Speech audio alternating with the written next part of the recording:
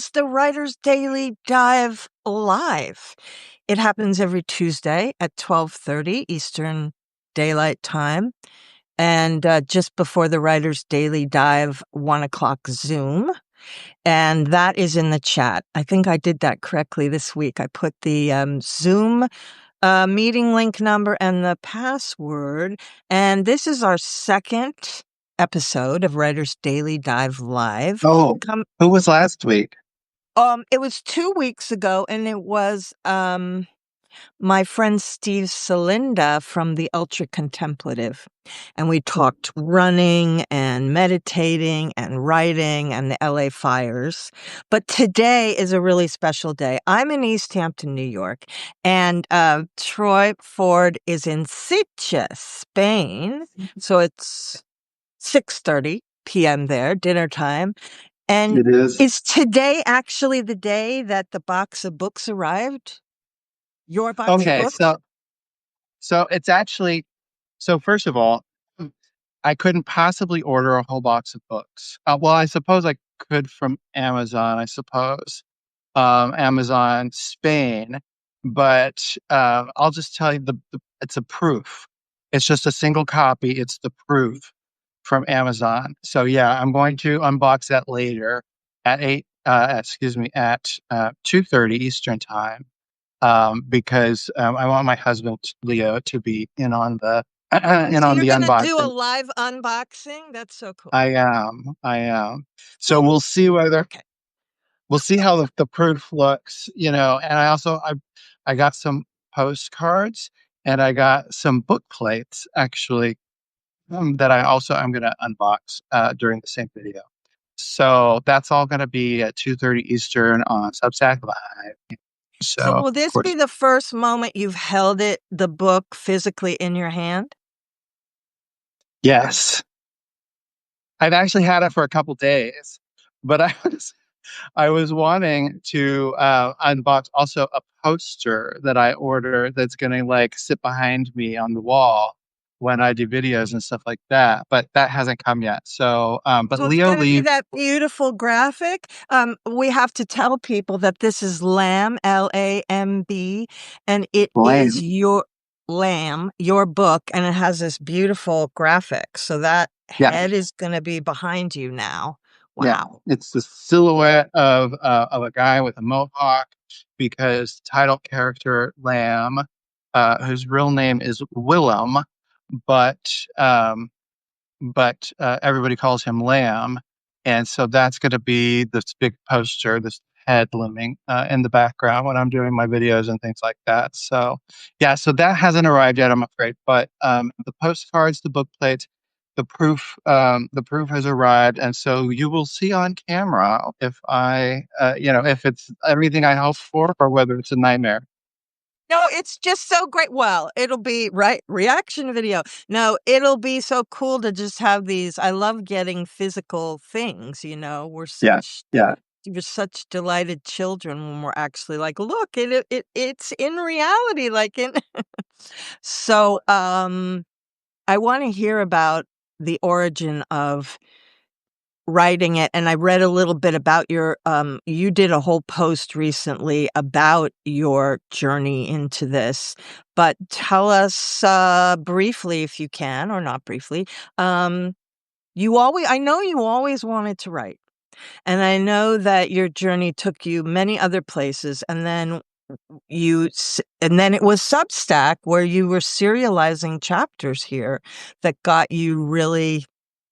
So I'm gonna Yeah. just let you talk about Lamb, and is it, first of all, is it like a hybrid, like sort of memoir or creative nonfiction and fiction, or all fiction? Well, there is a lot that's true. You know what I mean? Like, but at the same time, almost everything has been kind of massaged, like changed in some way or another. I mean, it it, it could almost theoretically, veer toward auto fiction, but I don't call it that because I think every fiction writer actually, you know, takes things from their own lives, adapts them, changes things, Hi, heightens Tess. hi Tess. heightens the drama of things, whatever. So I mean, it's been so um, sort of changed that I don't think that you can't call it memoir, and you can't really even call it auto fiction. It is fiction, you know. Okay. But it does draw heavily on a friendship that I had in high school with my best friend at the time, and for a lot of reasons, we didn't keep in touch after high school.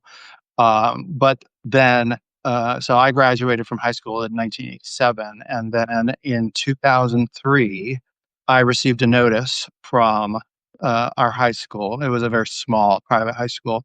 Um, I received a notice that he had died, and it Oh. really, really shook me. I mean, I was in 2003, I was 34, and I still, of course, I remembered him very much, and a lot of the reason we didn't keep in touch after high school was the fact that we were both gay and that we both, we had things going on, issues, going on or whatever at that time.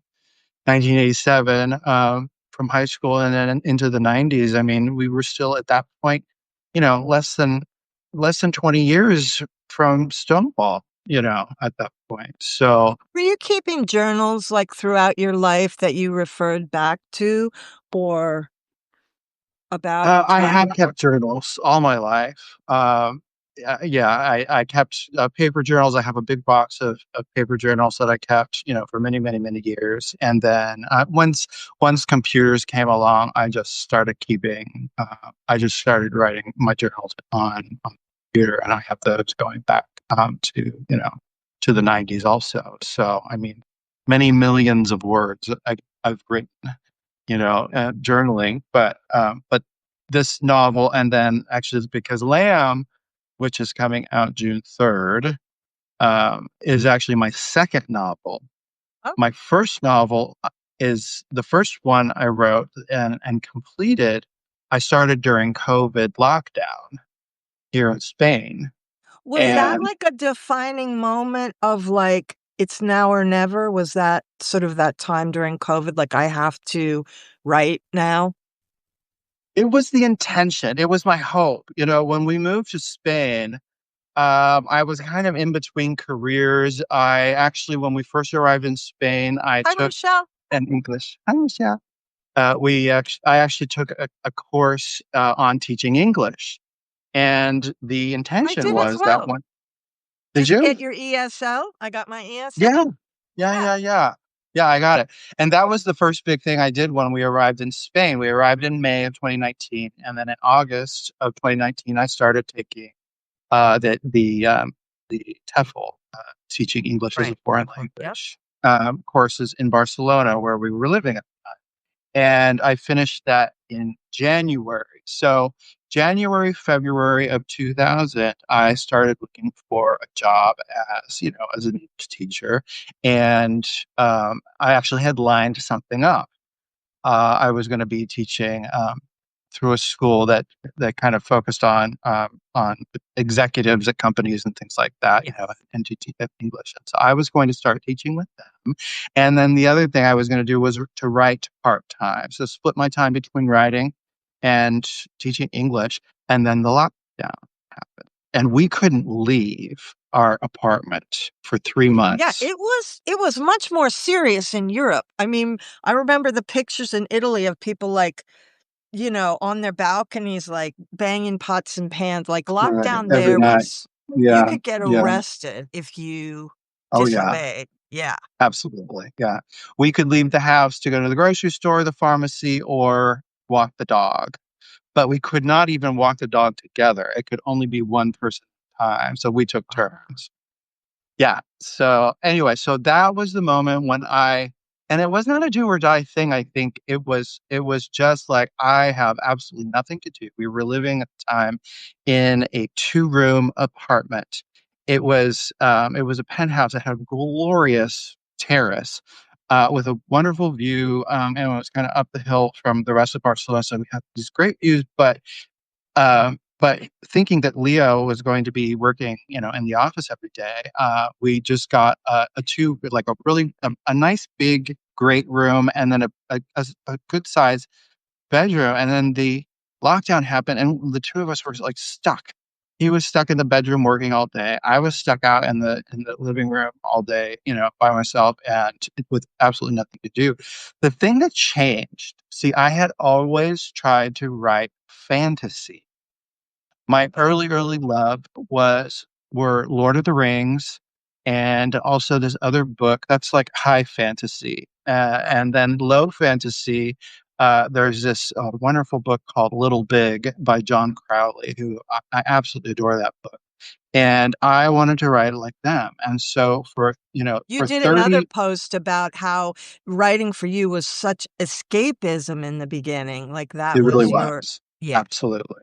I was trying to weave like a fantasy world around myself and imagine just, by writing, by focusing and writing about that it would just sort of, but anyway.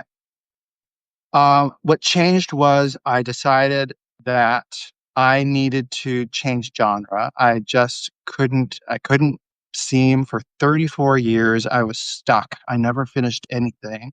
I started at least a dozen novels, fantasy Oh, novels, and yes. could not do it.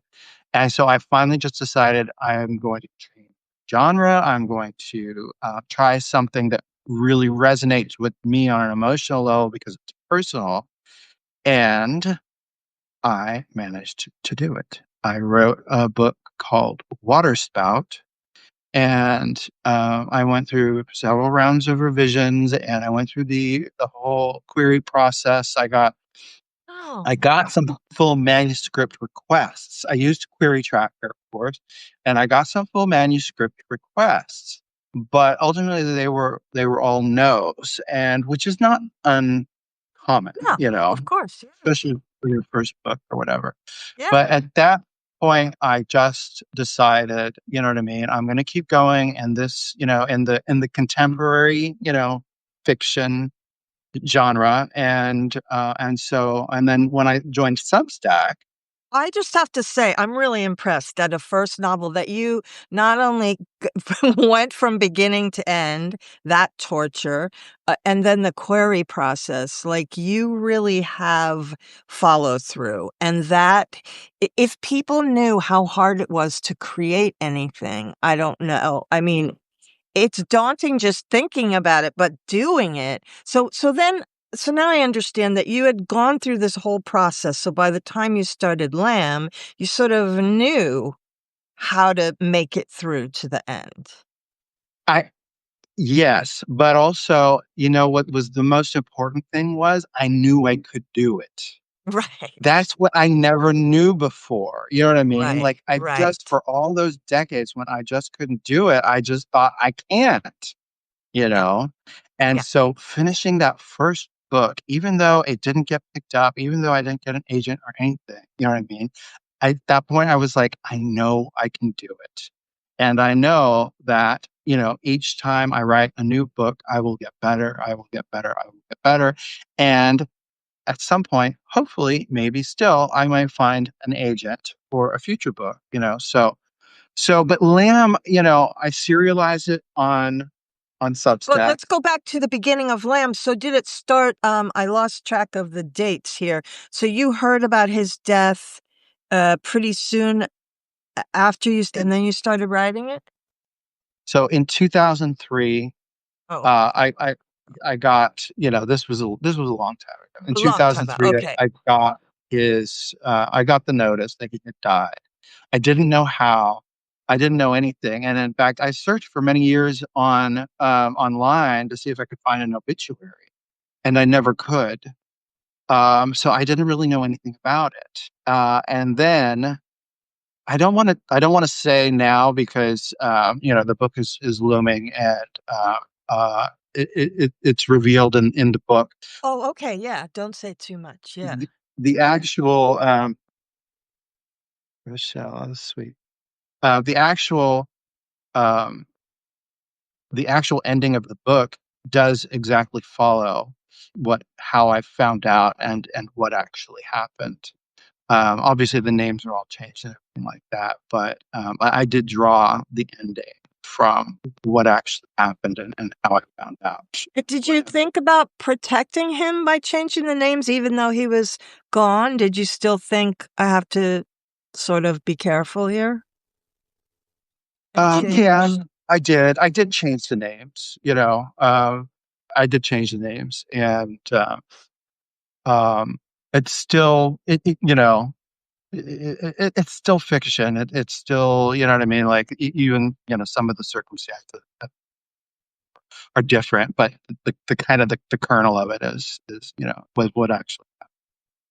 Anyway, um, Did you set yourself a schedule? Sorry to keep interjecting. Did you set yeah, yourself a schedule like, okay, so in other words, from the idea of, okay, I'm going to start writing Lamb, did you know you were going to do it on Substack? And did you say, I'm going to do 52 chapters once a week for a year or something? I love the containers people set up for themselves because our will is only so strong and our discipline. And I feel like these containers sometimes get us through, like, okay, well, I got to send out my chapter. It doesn't matter if my ass is falling off. The book's got to go out, you know? yeah, And yeah, sometimes it is, right? yeah, yeah. No, it helped. It helped. Yeah. So Lamb was conceived as a serialization on Substack.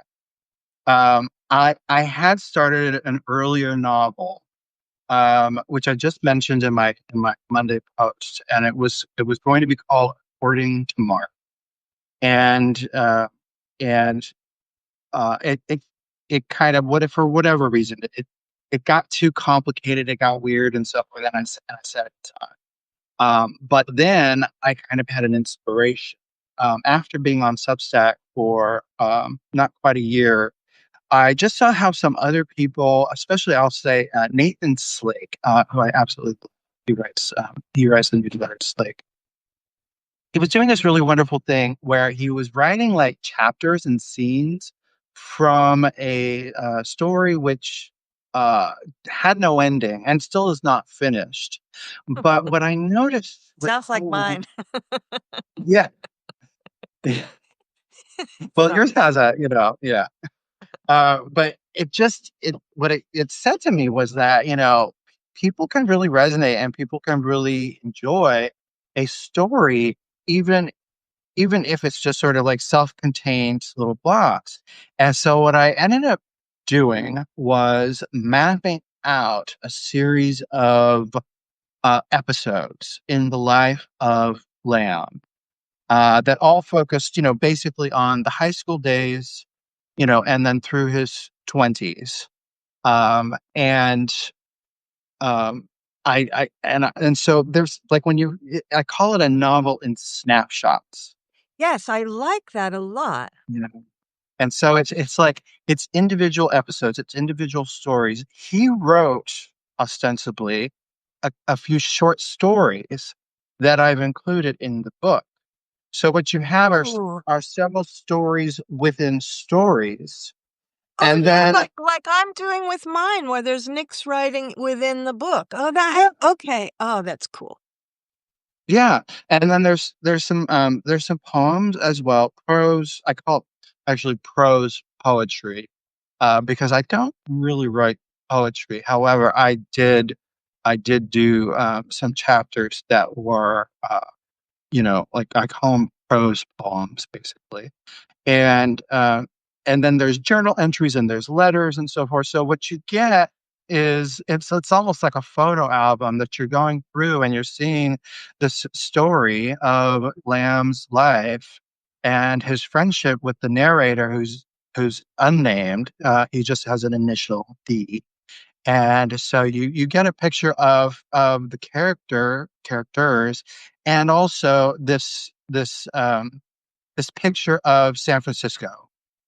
San Francisco in the 1990s, and all of the clubs and all of the parties and all of the bars and everything uh, that that we did. was such a part of our lives for a long time until you know grew up maybe, So and that's a whole other character then, that city and the nightlife and it is. So I am calling this a Tales of the City for Generation X. cool. And you know, and there are a large cast of characters, but That's some of your them only. elevator pitch right there. Think No, that's Tales yeah, of the exactly. A That's Tales of the great. City for Generation X. Yeah. So anyway, so that's Lamb. It's available for pre-order now at all book retailers. If you wanted to order it from an indie bookstore, it's available. And the And the Kindle version? Kindle. Hmm? And the Kindle version. I was just about to And the say. Kindle version, which because of you know anybody that's published through Amazon, an ebook through Amazon's Kindle Select program knows that you have to commit to 90-day exclusivity with them, and there's perks and there's reasons why you know. So, but it will eventually be made available as an ebook through you know like the other ones, Barnes and Noble, Apple, Kobo, Google Books, and so I'm forth. so enjoying going through it chapter by chapters, but I'm not going to spoil anything, but people should definitely read it. And but I want to know a little bit also like how it feels that this process is complete, that you set out to do something and you got the box of the proofs today. Um in a couple hours you're going to do a live unboxing of that. Like how does it feel? It feels it hasn't sunk in, if I'm being honest. You know, I mean, there's so much to do right now. Not just for this, but as you know, I'm also the creator of QStack Oh God, on you are so busy. I stuff. know. And so I've got a huge Pride Month planned for next month. We're going to have a whole bunch of wonderful writers who were going to post their stories and their poetry and their essays and just wonderful things. Also, hoping, I believe we are going to be debuting a short film that I've collaborated on with Kim Warner of Unfixed. So Okay, yeah.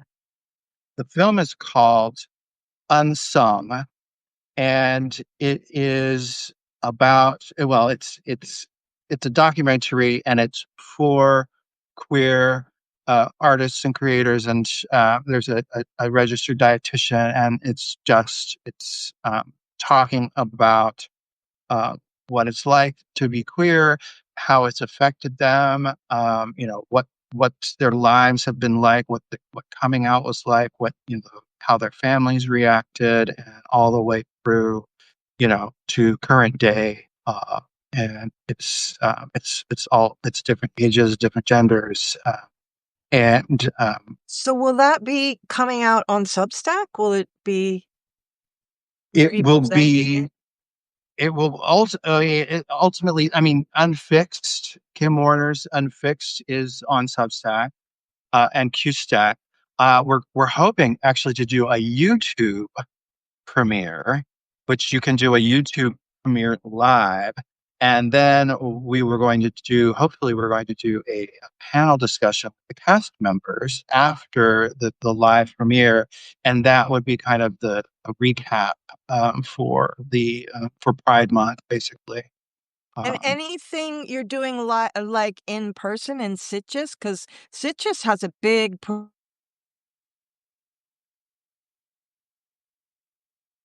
Did I oh, you're freeze? frozen. You froze for a moment. That's okay. I was Uh, just gonna say, are you CJ planning?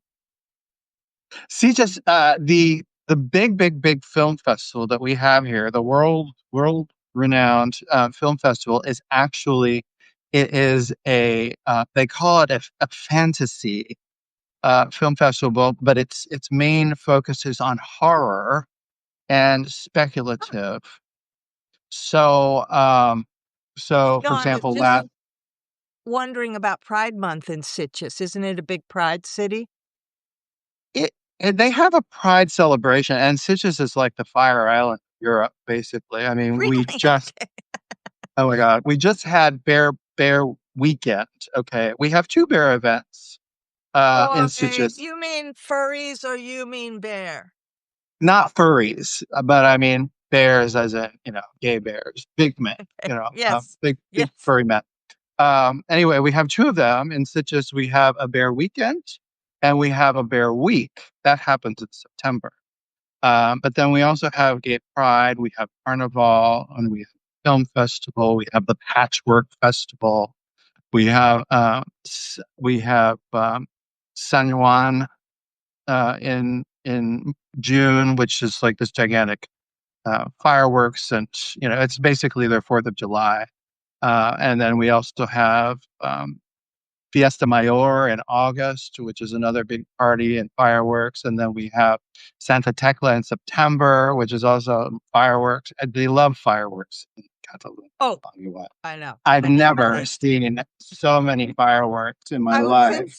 Sicily for 2 winters, and it's like you're just walking down the street, and it's like cannons going off. Like, what is their fascination with blowing things up? I don't get it, but That's funny. So yeah, well, it's the same thing here. Yeah. all right, So we're running out of time. We got 3 minutes left, but you yeah. literally are the busiest person on Substack, I think. I- It takes over, right? Like, and Yeah, it now I does. do all the notes boost challenges. So it's like from morning till night. Like, and it feels good to have a home like this. But It if I'm not does. It does. careful, I'm just I'm swallowed. And then I go out in the outside world and nobody knows. It's like a fantasy world that nobody else knows about, and they Yeah, just yeah. look at you like, It's a "Okay." cult. We're a cult. Just Oh, just yeah. face it. We're a cult. Oh, yeah. So I'm gonna jump in 2 minutes, I'm gonna jump if anybody wants to join us. Speaking of containers, um, I started in order to be able to finish my book that I'm collaborating on with my late husband, I thought, "How am I gonna show up?" I'll only show up if I'm forced to show up. So, through all the trials and tribulations. So at 1 o'clock every weekday, I open a space on Zoom for people to show up, chat, kvetch, and then write in silence together. I guess they call it body doubling, tripling. And it's really cool to show up every day, even when I feel like today's the day I'm going to go up in the attic and hang myself. I say, I can't because I've got to open up the Writer's Daily Dive. And then by the end of the hour, I'm like, okay, maybe I'll wait, a week before I hang myself. So it's been a pleasure having you there and having the people. You don't have to show up 5 days a week. You can drop in and drop out. And I put the Zoom passcode and link in the chat. You'll have to do it manually because I just put the number in. But so every week, every Tuesday, we're going to have a chat with one of the Writer's Daily Dive authors, and so you can find Mr. Troy Ford has a bunch of Substacks. How is it best to find you and find Lamb? troyford.substack.com. That's where you can find. I've got Lamb front and center there with pre-order links. The book comes out June 3rd. On June 3rd, Sarah Fay, and I are doing a Substack Live talking about debut authors over 50. And in just an hour and a half at 2:30 Eastern Time, I'm going to be doing a Substack Live with an unboxing of my proof copy of Lamb and my postcards and my book plates. And can't wait And to show you all with my husband. everybody gets to meet your husband and your dog, I hope, too. I'll see if we can drag him in here. Oh, yeah. I think that's necessary for the big moment. Yeah. It was so Yeah. fun to have you. It's 1 o'clock. Thank you, I'm gonna jump Kara. on the Zoom, and how cool is this? Here. Now I have to figure out Okay. Love you, how to madam. stop this. Bye. Okay, bye.